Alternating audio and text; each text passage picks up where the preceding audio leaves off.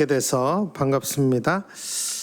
한국말에 한자 사자성어로 반면교사라는 말이 있는데 그 뜻은 다른 사람이나 사물이 잘못된 것을 보고 가르침을 얻는 것이라는 뜻입니다. 세상에서도 남의 실패나 실수를 통해서 그걸 통해서 배우게 되면 자기에게 도움이 된다는 이야기입니다. 요즘 우리 주변에서 실수하고 범죄하여 세상에 알려지는 경우가 꽤 있습니다. 여러분들은 그런 경우를 보면서 들으면서 그냥 욕하거나 무관심하게 그냥 지나치지는 않습니까? 성경은 우리에게 그 경우에 어떻게 해야 하는지를 갈라디아서 6장 1절을 통해서 가르치고 있습니다.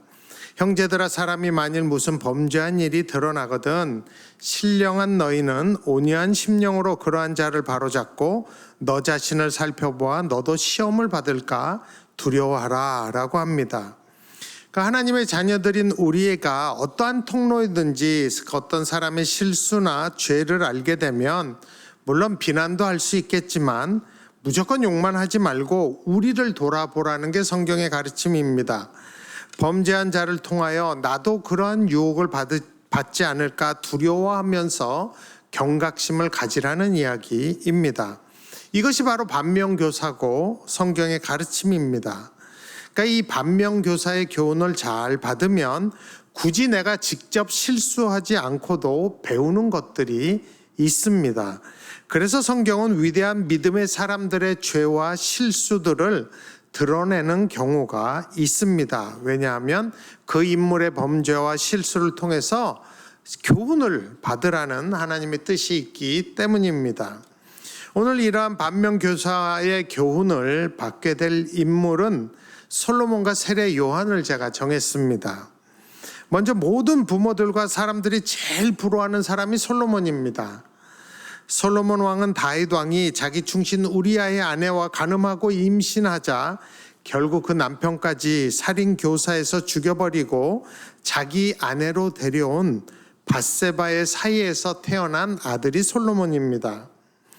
그러니까 솔로몬은 사실 다윗에게는 8번째 부인에게 난 10번째 아들로 왕이 된 사람이에요.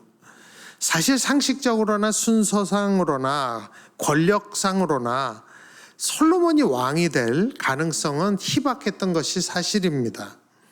그러나 역대상 22장 9절에 의하면 하나님이 다윗에게 솔로몬이 내 다음에 왕이 돼서 성전을 건축하게 될 것이라고 말씀하셨습니다. 그런데 다윗이 늙어서도 솔로몬을 다음 왕으로 세우는 것을 주저해요. 서두르지 않아요. 그래서 그 당시 왕자 서열 1위였던 아도니아가 당연히 자기가 왕이 되는 줄 알고 즉위 준비를 잘 합니다. 그러다 선지자 나단의 도움으로 다윗이 급히 솔로몬을 왕으로 세우게 됩니다. 그러니까 솔로몬은 나이 20대에 급박하게 왕으로 즉위하게 된 것입니다. 오늘 본문 열왕기상 2장 1절에 보면 다윗이 죽을 날이 임박하매 그의 아들 솔로몬에게 명령하여 이르되 라고 나옵니다. 그러니까 왕이 이제 네가 되는데 왕으로 네가 제일 명심해야 되는 것을 3절에서 왕이 아버지인 다윗 왕이 이야기하는 거예요. 그 3절을 다시 한번 보면 내 하나님 여호와의 명령을 지켜 그 길로 행하며 그 법률과 계명과 율례와 증거를 모세의 율법에 기록된 대로 지키라. 그리하면 내가 무엇을 하든지 어디로 가든지 형통할지라. 이 명령은 다윗이 자기 인생을 걸고 가장 확신하는 하나님의 언약이며 왕으로서 형통할 수 있는 가장 핵심적인 비법을 전수한 이야기입니다. 여기서 말한 왕에 관해 기록된 모세의 율법이 도대체 뭘까요? 그것은 바로 신명기 17장 16절에서 20절에 나옵니다. 그게 왕이 행해야 할, 조심해야 할 여호와의 율법, 모세의 율법입니다. 제가 16절, 여러분이 17절 한번 같이 교독을 하고 좀 한번 보겠습니다. 왕으로서 뭘 조심하라고 모세 율법이 말하는지 생각하시기 바랍니다. 제가 먼저 읽습니다. 그는 그 곧 왕입니다. 병마를 많이 두지 말 것이요 병마를 많이 얻으려고 그 백성을 애굽으로 돌아가게 하지 말 것이니 이는 여호와께서 너에게 이르시기를 너희가 이후에는 그 길로 다시 돌아가지 말 것이라 하셨음이며 17절이요.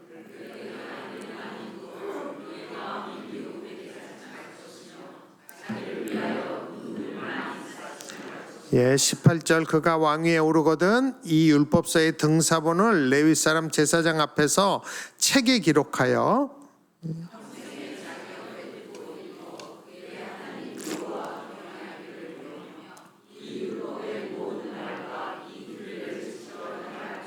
그리하면 그의 마음이 그의 형제 위에 교만하지 아니하고 이 명령에서 떠나 좌로나 우로나 치우치지 아니하리니 이스라엘 중에서 그와 그의 자손이 왕위에 있는 날이 장구하리라 합니다. 이게 여기서 말하는 모세 왕에 관한 모세 율법이에요. 그러니까 왕으로 지켜야 하는 모세 율법 첫 번째가 뭐냐면 말을 많이 두지 말라는 게 horse 말을 많이 두지 말라는 거예요. 왜 하나님은 한 나라의 통치자인 왕이 말을 많이 소유하지 말라고 하셨을까요? 여러분 이 당시의 말이 끄는 병거는 군사력을 상징합니다. 그래서 성경에서 병거가 등장하는 나라와 민족은 늘 강대국이에요. 성경과 고고학적 기록에 의하면 애굽은 당대의 말과 병거를 많이 생산하고 무역하던 국가였습니다. 그래서 당시에 이 말과 병거를 사려면 애굽으로 가야 됐을 때예요. 그런데 이스라엘을 애굽에서 구원하신 하나님은 그들이 애굽으로 돌아가지 말라고 하십니다. 이스라엘이 너희가 어느 힘이 없어도 병거 없어도 크신 팔과 권능으로 출애굽시키신 하나님이 이 계속 너희를 보호하고 너희들은 하나님만 의지하기를 바라셨던 것입니다. 그래서 그 당시 왕 군사력의 상징인 이 말을 왕이 많이 소유하지 말라고 한 것은 하나님이 직접 너희 보호하시고 승리하시겠다고 하신 약속이며 축복입니다. 그게 하나님의 뜻이에요. 단 그 승리는 하나님과의 언약 안에 있어야 되고 하나님의 그 믿음 안에 있어야 될 때 되는 것이에요. 그러니까 다윗이요 사실 이 하나님의 마음을 알았습니다. 그래서 사무엘하 8장에 보면 하다데셀과의 전투에서 승리했을 때 마병 1700명 그러니까 마병이니까 말 타는 병사잖아요. 1700명을 사로잡습니다. 그러면 말을 몇 마리를 사로잡은 거예요? 최소 1700마리. 그때 다윗은 100대의 말만 남기고 나머지의 모든 말의 힘줄을 끊어버립니다. 그러니까 1600을 폐기하고 100마리 말만 자기가 가져요. 왜 그랬을까요? 자기가 먼저 왕에게 명한 모세 율법을 지키기 위해서 그런 것입니다. 그래서 그 말을 많이 두지 말라는 그 율법을 지키려고 노력한 사람이에요. 그러면 솔로몬, 우리가 좋아하는 솔로몬은 어떠했는가? 열왕기상 10장 26절에 보면 거기 보면 솔로몬이 병거와 말을 모음해 병거가 1400대요 마병이 12,000명이라 라고 해요. 말이 일단 많잖아요. 또 열왕기상 10장 28절에 솔로몬의 말들은 애굽에서 들여왔으니 왕의 상인들이 값주고 산 것이라고. 그러니까 이 솔로몬은 취미가 병거와 말을 모으는 것이고 그것을 위해서 사람들을 애굽으로 보냈던 것입니다. 그래서 싸우게 했어요. 그러니까 이 신명기 17장 16절의 모세 율법을 솔로몬은 왕으로서 어긴 거예요. 그 의미는 하나님을 의지하기보다는 자신의 말의 힘, 병거의 힘을 더 의지하는 자로 변했다는 뜻입니다. 또 솔로몬은 이 모세에 관한 율법 두 번째가 뭐예요? 아내를 많이 두지 말라고 나왔어요. 아내를 많이 두지 말아라. 그렇게 말씀하신 이유는 그것 때문에 하나님으로부터 멀어지기 때문에 하나님이 그렇게 하신 겁니다. 사실 다윗 왕도 아버지도 적지 않은 아내와 첩들이 있었어요. 그 때문에 자식들 사이에서 살인이 일어나고 아버지 쫓아내는 자식, 쿠데타 일으키는 자식, 아버지의 후궁들과 동침하는 그런 자식도 있었어요. 그런 비극을 보고 듣고 자란 솔로몬은 어떠했는가? 열왕기상 11장 3절에 보면 숫자까지 정확히 나옵니다. 왕은 솔로몬은 후궁이 700명이요 첩이 300명이라 그의 여인들이 왕의 마음을 돌아서게 하였더라 라고 성경은 이야기합니다. 여러분, 사실 이 당시는 외교적인 안정을 위해서 타 민족과 정략 결혼을 하던 때입니다. 그래서 솔로몬이 왕이 되고 첫 번째로 한 것이 열왕기상 3장 1절에 보면 애굽의 왕 바로와 더불어 혼인 관계를 맺어 그의 딸을 맞이하고 다윗성에 데려다 뒀다고 해요. 애굽이란 나라가 심지어 딸 죽이겠냐 하고 정략 결혼을 했어요. 그렇게 데려온 부인이 700명이라면 이해가 안 되죠. 어떤 형제님들은 야 좋겠다 그래요. 옆에 계신 마누라가 1000명이 있다고 생각해 보세요. 그게 좋은 일인가? 그건 좋은 일이 절대로 아닙니다. 왜 솔로몬이 그렇게 했을까요? 그것을 전도서에 보면 솔로몬이 자기 입으로 얘기합니다. 왜 그랬는지. 거기 보면 전도서 2장 3절에 보면 어찌하여야 술로 내 육신을 즐겁게 할까? 라고 솔로몬이 얘기를 해요. 그리고 8절에 보면 인생들이 기뻐하는 처첩들을 많이 자기가 뒀다고 얘기해요. 자기의 기쁨은 처첩을 많이 두는 거라고. 또 10절에 보면 무엇이든지 내 눈이 원하는 것을 내가 금하지 아니하며 무엇이든지 내 마음이 즐거워하는 것을 내가 막지 아니하였으니 라고 본인이 얘기해요. 이 세 구절을 종합하면 왜 솔로몬이 첩을 많이 뒀는지를 알 수 있어요. 그건 뭐냐면 술 많이 쳐드시고 이쁜 여자만 보면 다 첩으로 데려온 거예요. 자기 마음에 금하지 않고 다 취한 거예요. 그걸 전도서는 자기 입으로, 솔로몬 입으로 이야기하고 있어요. 왕이라는 권력과 재력으로 자기가 원하는 대로 국내외적으로, 국제적으로 그렇게 살았다는 거예요, 솔로몬이. 그래서 열왕기상 11장 1절에도 솔로몬 왕이 바로의 딸 외에 이방의 많은 여인을 사랑하였으니 곧 모압과 암논과 에돔과 시온과 헷 여인이라 아주 국제적인 플레이보이였습니다. 근데 분명히 열왕기상 11장 2절에 보면 하나님이 이 위험성을 경고 이미 하셨어요. 거기 보면 여호와께서 일찍이 여러 백성에 대하여 이스라엘 자손에게 말씀하시기를 너희는 그들과 서로 통혼하지 말며 그들로 너희와 서로 통혼하게 하지 말라. 그들이 반드시 너의 마음을 돌려 그들의 신들을 따르게 하리라 하셨으나 솔로몬이 그들을 사랑하였더라. 하나님이 이미 말씀하셨는데 솔로몬이 그 여인들을 선택한 것이에요. 하나님 말씀 버리고. 왕으로서 그렇게 하면 안 되는데. 그래서 그 똑똑하다는 솔로몬이 수많은 그 아내들 때문에 어떻게 됐는가. 열왕기상 11장 4절 5절을 역사가 기록합니다. 솔로몬이 나이 많을 때 그의 여인들이 그의 마음을 돌려 다른 신들을 따르게 하였으므로 왕의 마음이 그의 아버지 다윗의 마음과 같지 아니하여 그의 하나님 여호와 앞에 온전하지 못하였으니 이는 시돈 사람의 여신 아스다롯을 섬기고 암몬 사람의 가증한 밀곰을 따름이라 라고 나와 있어요. 그러니까 솔로몬이 처음하고는 달라진 거죠. 믿음을 지키지 못하고 믿음의 완주를 하지 못하고 하나님을 버리고 다른 신을 섬겼대요. 여러분, 그게 다 마누라 때문이라고 하는 거예요. 그가 선택한 이 아스다롯, 시돈 사람의 여신 아스다롯은요, 바알의 부인이에요. 음란한 신입니다. 그 여자가요, 그 신이. 그래서 그 신을 섬겼다는 건 뭐냐면 성전에 가면 성전 창녀들이 있어요. 쫙 성창들이 쫙 있으면 그 성전 창녀들과 성관계를 갖는 게 아스다롯 신을 섬기는 예배입니다. 예배의식이에요. 그러니까 아버지와 아들이 야 예배 드리러 가자 하고 가면 그 성창과 성관계를 서로 하면서 야 예배 잘 드렸냐 하는 게 아스다롯이에요. 솔로몬이 그 짓 했다는 거예요. 또 밀곰이라는 암몬 사람의 신은 다른 말로 몰렉신입니다. 몰렉. 근데 하나님이 진짜 싫어하고 저는 반드시 죽이라는 게 뭐냐면 자신의 자녀들을 태워서 몰렉에게 바치는 이 몰렉신의 제사를 하나님은 증오하십니다. 솔로몬이 그 짓을 했다는 거예요. 하나님 버리고 지 자식 태워 죽였다는 거예요. 왜 이렇게 됐나요? 수많은 부인들 때문에 미혹돼서 그렇게 됐다고 성경은 분명히 얘기합니다. 그 부인들의 신을 따라가게 된 것이죠.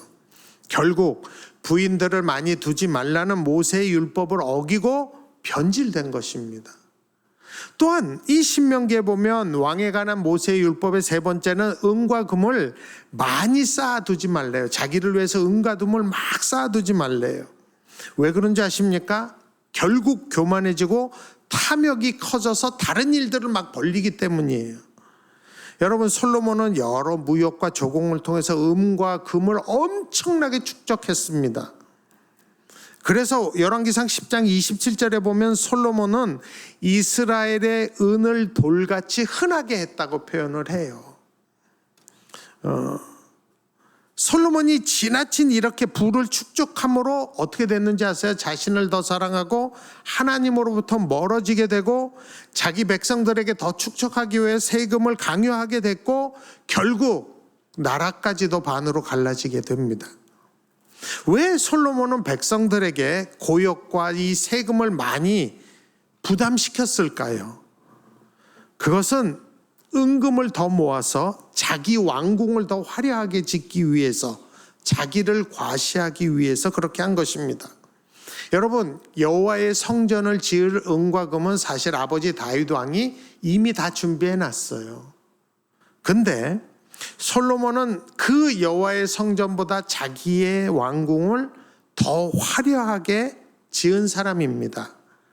성전을 짓는 데는 7년 걸렸대요. 자기 왕궁을 짓는 데는 13년 걸렸대요. 2배 걸렸대요. 그만큼 화려하게 진 거예요. 물론 시간적으로는 성전을 먼저 짓고 자기 왕궁을 지었어요. 그런데 열왕기상 3장 1절에 보게 되면 자기의 왕궁과 여호와의 성전과 예루살렘 주위의 성의 공사가 끝나기를 기다리니라. 근데 여러분, 히브리인들이 이 기록을 할 때는 중요한 것, 마음에 중요한 걸 앞에다 둡니다. 그래서 히브리인들은 순서가 중요해요. 자기의 왕궁이 분명히 여호와의 성전보다 앞에 기록되어 있어요. 그것이 무엇을 의미하냐 하면 솔로몬의 우선 관심은 여호와의 성전보다 자기의 왕궁에 있다는 것을 은유적으로 표현하는 것이에요. 그거 문학적인 기법으로. 그러므로 솔로몬의 최고의 관심사는 자기 왕궁이었어요. 그래서 모든 사람들이 부러워할 정도로 더 화려하게 짓기 위해서 백성들을 탄압해서 은금을 모았어요. 전도서 2장 4절에도 내가 나를 위하여 집들을 지었다 그래요. 내가 나를 위하여. 모든 것을 자기를 과시하기 위해서 지었다고 솔로몬은 이야기합니다.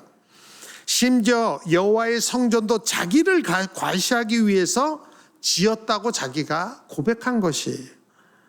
왕이 그렇게 자기를 과시하기 위해서 은과 금과 재물에 눈이 어두워지면 반드시 변질합니다. 그리고 믿음을 버리게 돼요. 부자 되지 말라는 말 아니에요. 하나님이 정한, 왕에게 정한 법, 그 말씀의 그 뜻을 여러분이 깨달으셔야 합니다. 그래서 그 백성들을 그렇게 괴롭혔어요. 또한 왕이 지켜야 되는 모세율법 네 번째는 율법책을 평생 읽고 지킬 것이라고 신명기 17장은 얘기해요. 그래야 왕이 교만해지지 않고 좌로나 우로나 치우치지 않을 수 있기 때문에 율법책을, 하나님의 말씀을 옆에 두고 평생 읽으래요. 근데 여러분, 다윗이 이걸 너무 잘 알았죠. 그래서 오늘 보면 열왕기상 2장에서 솔로몬에게서 그렇게 명한 거예요. 이거 꼭 맨날 읽어라. 여러분, 솔로몬이 어떻게 반응했을까요? 열왕기상 3장 3절에 보면 솔로몬이 여호와를 사랑하고 그의 아버지 다윗의 법도를 행하였으나 라고 나와요. 초창기에는 옆에 두고 읽은 거예요. 하나님 말씀을 읽었어요. 그러나 결국 모세의 율법을 버리고 다른 신들을 섬기게 된 것을 보면 언젠가부터 그는 안 읽은 거예요. 멀리한 거예요. 여호와의 율법을, 그 말씀을. 그냥 한두 번 잘못해도 여전히 자기에겐 지혜가 있고 많은 것이 있는 것을 알아채고는 하나님 말씀보다는 자신의 경험, 자신의 지혜를 더 의지하는 것을 선택하고 과시하고 싶은 대로 사는 겁니다. 솔로몬은. 여러분, 솔직히 솔로몬은요, 세상적으로 보면 모든 축복 다 받은 사람이에요. 그때가 이스라엘의 영토가 가장 넓었고요, 주변 국가로부터 조공도 제일 많이 받았고 전쟁도 없이 평화로운 시기가 솔로몬 왕 시기예요. 최고의 축복의 시기. 열왕기상 4장 20절에 보면 유다와 이스라엘의 인구가 바닷가에 모래같이 많게 되며 먹고 마시며 즐거워하였다고. 인구가 국력이잖아요. 제일 많았고 평안한 시대였어요. 다들 잘 먹고 잘 살았어요. 복지도 풍요로운 시기였어요. 하나님께서 최고의 부귀영화, 평화, 지혜, 모든 축복을 솔로몬에게 다 주셨어요. 근데 그게 솔로몬이 뭔가를 잘해서 그런 것이 아니라 하나님이 다윗과 하신 언약 때문에 그렇게 주신 것이에요. 근데 이 솔로몬의 모든 것을 다 가진 솔로몬의 마지막이 어떻게 됩니까?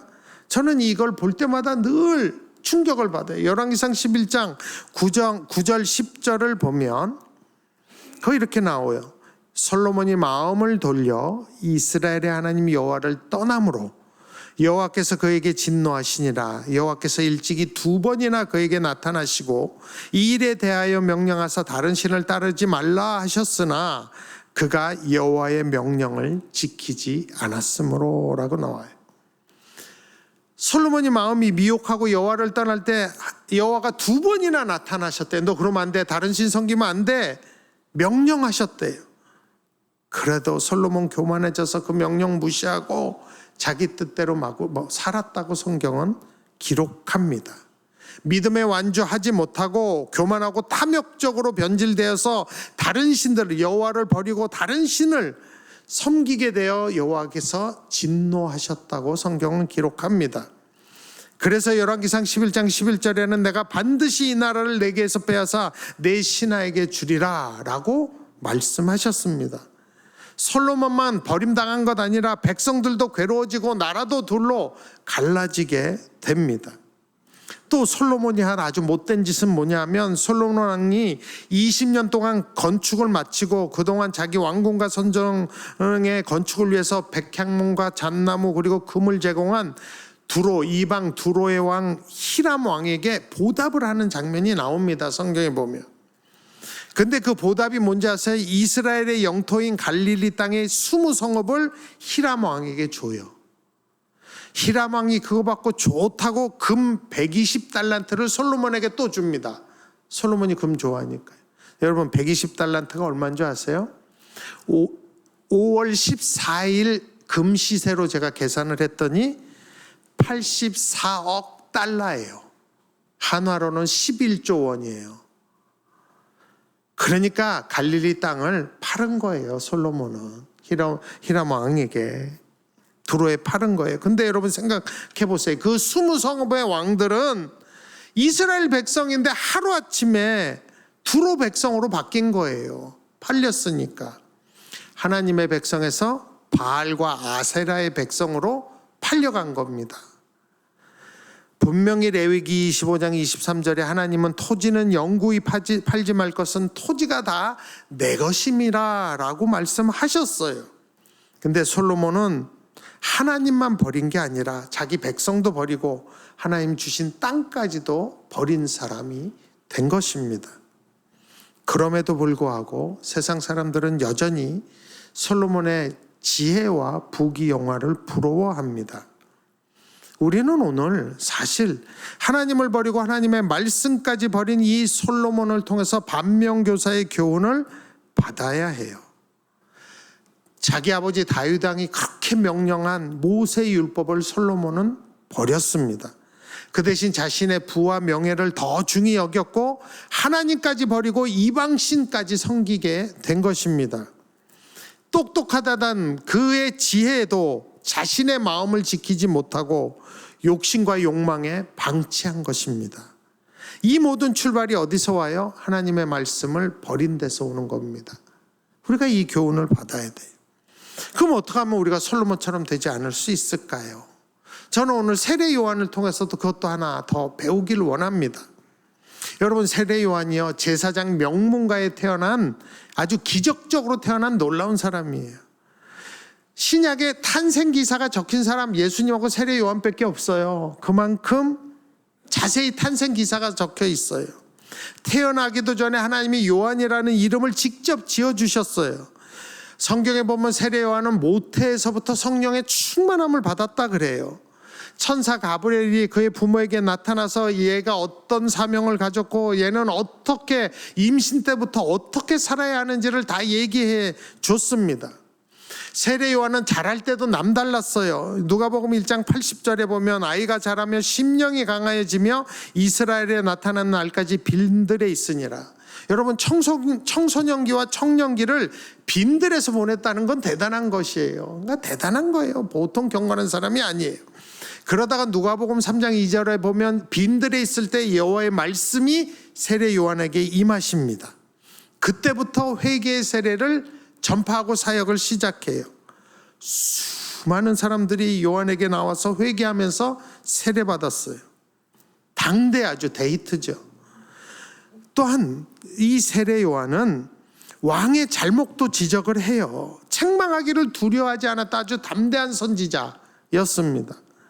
당시 타락한 교회 지도자들을 향하여 야, 이 독사의 자식들아 라고 말할 만큼 담대한 선지자였어요. 그래서 그 당시 모든 사람들은 세례 요한을 선지자로 인정합니다. 세례 요한을 따르는 제자들도 많았고요. 사실 헤롯 왕도 함부로 하지는 못했어요. 그의 영향력 때문에. 이렇게 세례 요한은 어려서부터 담대하고 유명하고 경건한 선지자였어요. 그런데 예수님이 등장하자 시간이 갈수록 세례 요한의 인기가 떨어지는 거예요. 세례 요한에게 왔던 사람들이 다 예수님 쪽으로 가요. 그러다가 누가복음 3장 19절 20절에 보면 세례 요한이 옥에 갇히는 사건이 나옵니다. 분봉왕 헤롯은 그의 동생 아내 헤로디아의 일과 또 그의 행한 모든 악을 인하여 요한에게 책망을 받고 이 위에 한 가지 악을 더하여 요한을 옥에 가두니라. 여러분, 여기 나오는 헤롯의 본명은 헤롯 안티파스입니다. 아라비아의 왕 아레타스 4세와 결혼을 하는 왕이에요. 근데 자기 동생 빌립의 아내인 헤로디아와 사랑에 빠져요. 불륜입니다. 그래서 결국 자기 동생이 이혼하게 만들고 자기도 조광지 쳐버리고 헤로디아와 결혼을 해요. 뭐 있을 수 있겠다라고 생각할 수 있어요. 그러나 헤롯이 유대인은 아니지만 이 헤롯의 아버지가 유대교로 개종한 사람입니다. 그래서 어려서부터 유대의 율법을 이는 알고 자란 사람이에요. 모세의 율법은 분명히 친동생이 살아있는 동안에 그의 동생 아내와의 결혼을 금지합니다. 이게 간음이기 때문이에요. 근데요, 헤롯이 그 짓을 했어요.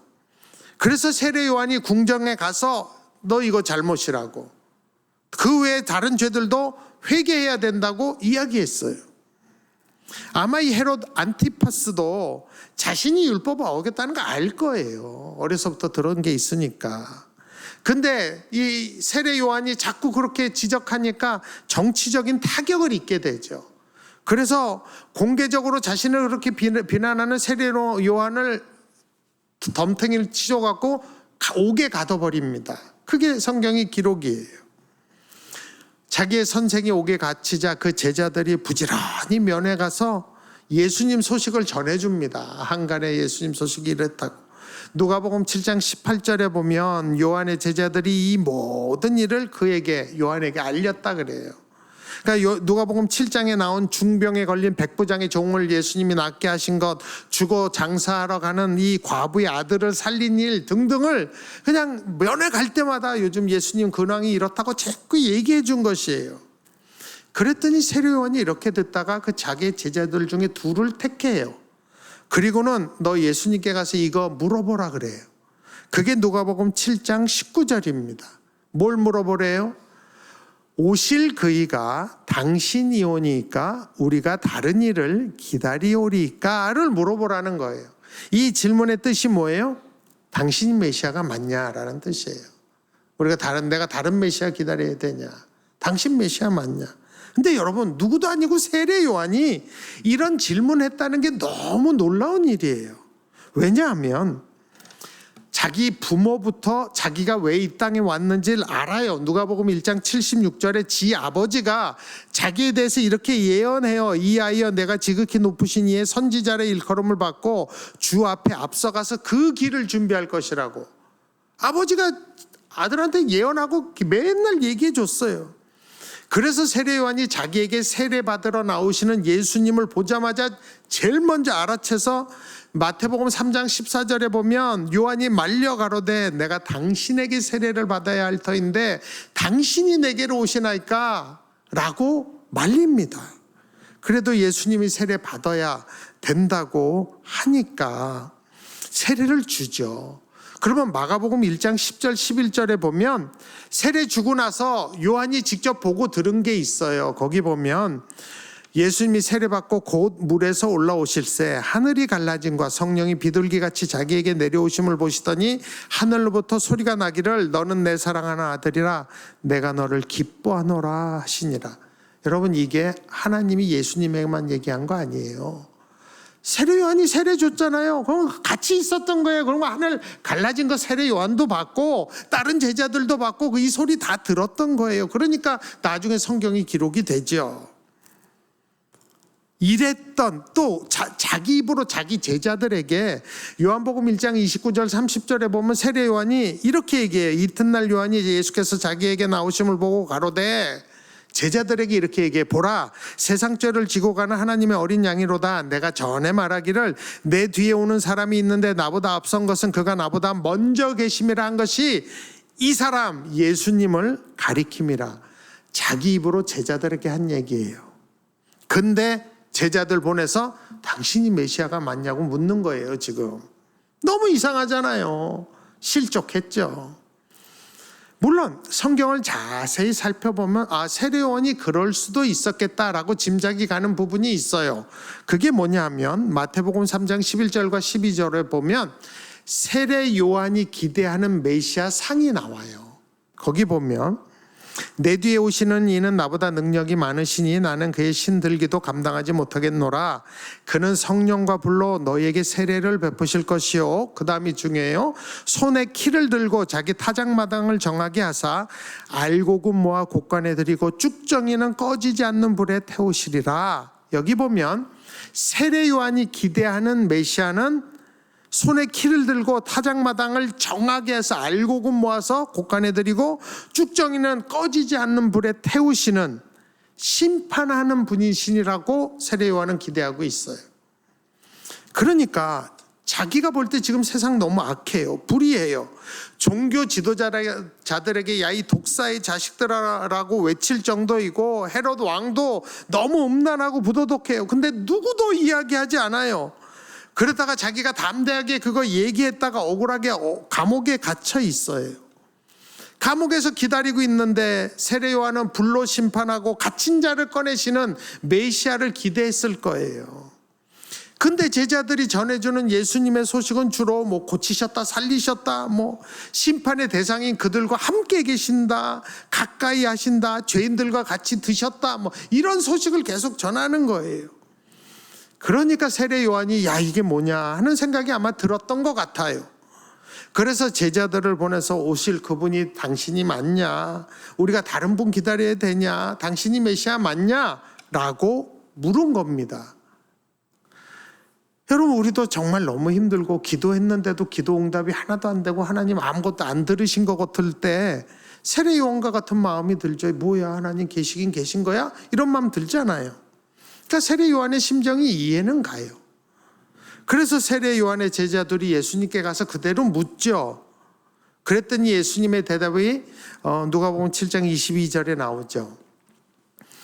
예수께서 대답하여 이르시되 너희가 가서 보고 들은 것을 요한에게 알리되 맹인이 보며 못 걷는 사람이 걸으며 나병 환자가 깨끗함을 받으며 귀먹은 사람이 들으며 죽은 자가 살아나며 가난한 자에게 복음이 전파된다 하라. 여러분 너무 이상하죠? 질문은 뭐예요? 맞냐 틀리냐예요. 당신이 맞냐 틀리냐. 근데 대답은 뭐예요? 니네가 보고 들은 거 그냥 얘기해. 이게 대답이에요. 왜 이렇게 예수님이 대답하셨을까요? 그냥 누구를 고쳤기 때문에 내가 메시아다 이런 뜻일까요? 아니에요. 병 고치면 구약에도 나오고 다른 종교에도 있어요. 근데 예수님이 이렇게 세례 요한에게 너희가 보고 들은 거 얘기하라고 하신 이유는 이게 모두 다 이사야서에서 나오는 메시아의 예언이기 때문입니다. 그 당시 유대인들이라면 경건한 선지자라면 다 외고 있는 메시아의 예언들이 있어요. 그게 이사야 26장 19절 상반절에 주의 죽은 자들이 살아나고 그들의 시체들은 일어나리이다. 이게 메시아가 오면 일어날 메시아 예언입니다. 또 이사야 29장 18절에 그날에 못 듣는 사람이 책의 말을 들으며 어둡고 캄캄한 데서 맹인의 눈이 볼 것이다. 메시아가 오면 이런 일이 일어난다는 거예요. 이사야 35장 6절에 그때 저는 자는 사슴같이 뛸 것이며 말 못하는 자의 혀는 노래하게 될 것이다. 또 이사야 61장 1절 상반절에 주 여호와 영이 내게 내리셨으니 이는 여호와께서 내게 기름 부으사 가난한 자에게 아름다운 소식 즉 복음을 전하게 하려 하심이라. 이 모든 이사야의 이 메시아의 예언이 단 한 분에게 다 이루어지고 있다는 거예요. 그러니까 이것이 너희가 보고 들은 이거 얘기하면 내가 메시아인 거 그거 알아차릴 거야 라는 뜻입니다. 그래서 세례 요한이 제자들이 요한에게 가서 그대로 전해줬겠죠. 맞냐 틀리냐고 물어보는데 이렇게 대답하라고 합디다 하고 대답했을 거예요. 세례 요한이 알아차렸을까요? 못 알아차렸을까요? 알아차립니다. 알아차려요. 야, 이분 메시아 맞다. 그리스도이시다. 이게 모두 다 이분에게 다 이루어지고 있구나. 왜 이걸 알 수 있어요? 못 알아차렸으면 다시 보내야 돼요, 제자들. 그래서 맞다는 얘기요, 틀리다는 얘기요, 다시 물어야 돼요. 근데 이 이후로 세례 요한이 제자들을 예수님께 다시는 보내지 않습니다. 왜요? 알아차린 거예요. 감옥에서 목베어 순교당하는 그 순간까지 잠잠히 있어요. 마치 모든 것을 하나님께 맡기고 기다리다가 그러다가 생을 마감합니다. 세례 요한은. 예수님께서 세례 요한의 제자들에게 예언 성취의 현상을 본대로 전하라고 하시고 한마디 덧붙이시는 말씀이 이게 굉장한 말씀이에요. 오늘의 어떤 결론 같은 거예요. 누가복음 7장 23절 우리 한번 같이 읽어봅니다. 같이 읽습니다. 시작.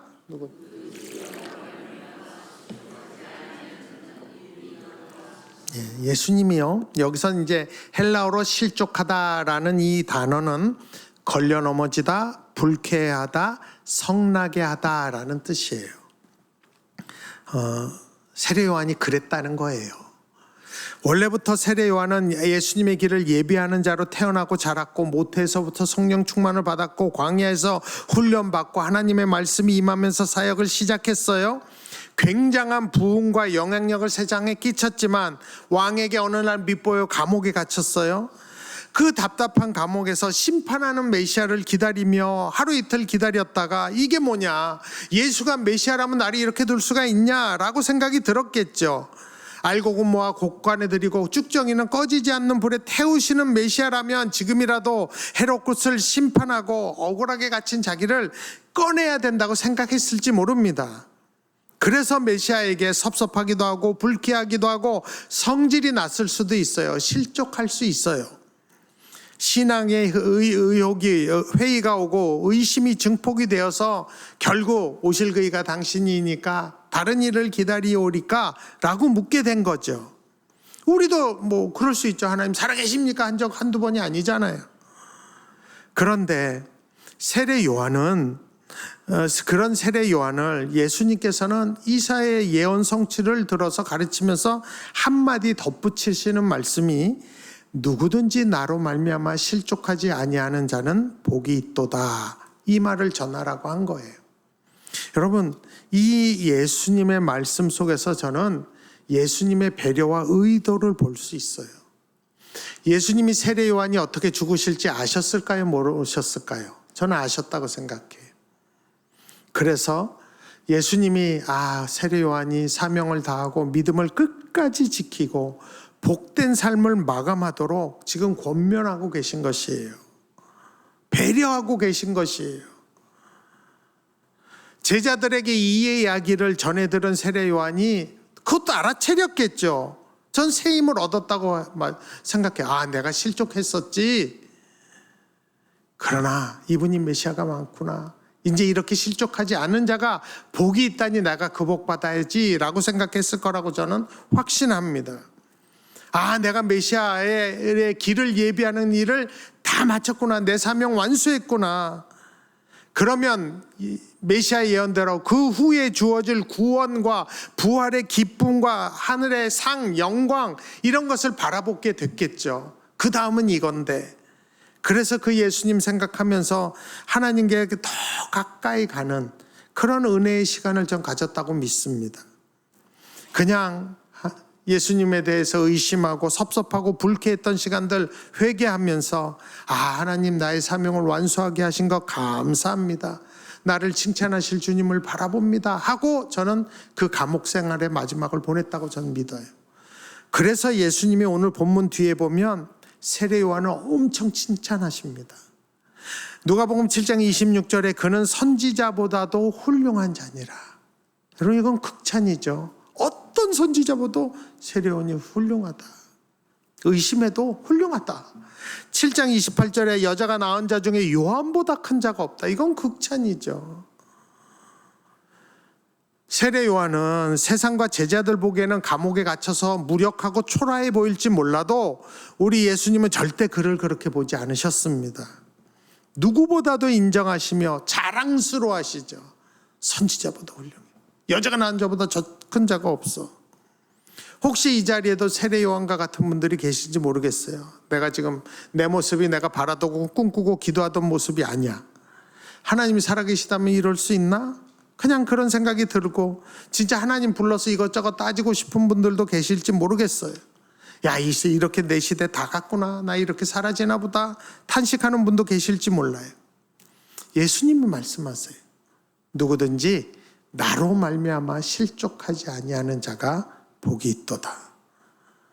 아무리 내 안에 이게 뭐냐, 하나님 살아계신가, 하나님 함께 계신가 하는 의심이 들고 더 나가서 막 화도 나고 침륜과 회의에 빠지고 자기 연민에 빠지는 분들이 계시다면 오늘 이 예수님의 말씀을 귀담아 들어야 합니다.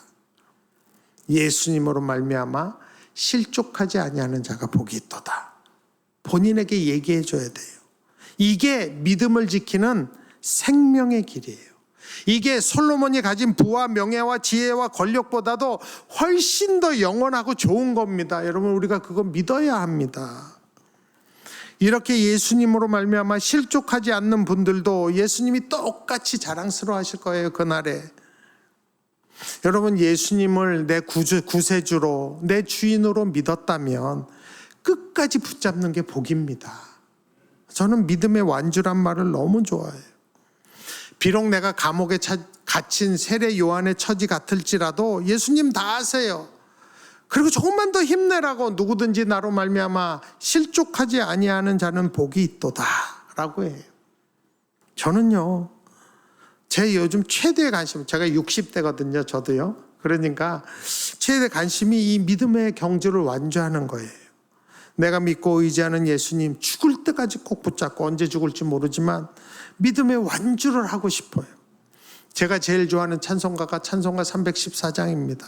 3절의 가사에 이 세상 떠날 때 찬양하고 숨질 때 하는 말 이것일세 다 맞네 비는 말 내 구주 예수를 더욱 사랑 더욱 사랑. 진짜 제 소원입니다. 사랑하는 늘푸른 성교교회 성도 여러분, 사도 바울도 디모데후서 4장 7절에서 나는 선한 싸움을 싸우고 나의 달려갈 길을 마치고 믿음을 지켰다 그래요. 여러분 우리 인생에도 이 고백이 있어야 되지 않을까? 이 바울을 좀 부러워하면, 솔로몬 부러워하지 말고 좀 바울을 부러워하면 어떨까요? 믿음의 완주라도 믿음을 지키도록. 예수님이 말씀하신 누구든지 나로 말미암아 실족하지 아니하는 자는 복이 있도다가 진짜 내 삶에 이루어지도록 진짜 지금부터 기도하시면 어떨까요? 어떤 상황에 처하든지 예수님 원망하거나 불평하는 것 아니라 오히려 그 하나님 찬양하고 하나님의 신실하심과 선하심을 자랑하면 어떨까요? 혹시 사고를 당해도, 혹시 억울한 일 당해도, 심지어 암이 걸려도 하나님을 찬양하고 감사하면 어떨까요? 여러분, 제가 목회하면서 느끼는데요, 요즘 암 환자가 부쩍 늘었습니다. 진짜 제가 피부로 느낄 정도로 저희 교회도 암 환자가 부쩍 늘었어요. 그 환자들을 위해서 기도하고 할 때마다 제가 이제 굉장히 저에게 도전을 주는 분들이 계세요. 우리 교회 성도님들 중에도 진짜 암 투병을 하시면서 이 믿음을 지키기 위해서 애쓰는 분들이 계세요. 정말 저는 그분들 존경하고 닮고 싶어요. 도전이 되고 격려가 돼요. 한 분 얘기를 제가 이제 허락을 받은 거니까 이야기를 하는데요. 아직까지 치료법이 없는 희귀암으로 투병하시는 우리 집사님이 저에게 이제 이렇게 일기도 써보내고 하시는데 하나 소개하고 싶어요. 여러분, 부신암이라고 들어보셨어요? 이건 아직도 치료법이 없는 연구 대상의 암입니다. 근데 이분이 저한테 보낸 카톡을 제가 한번 읽어드릴게요. 부신암으로 인해 나는 천국을 누리고 천국을 살고 있다. 하나님이 내 마음을 지키신다. 멋지게 살다 가서 남에게 증거가 되고 싶다.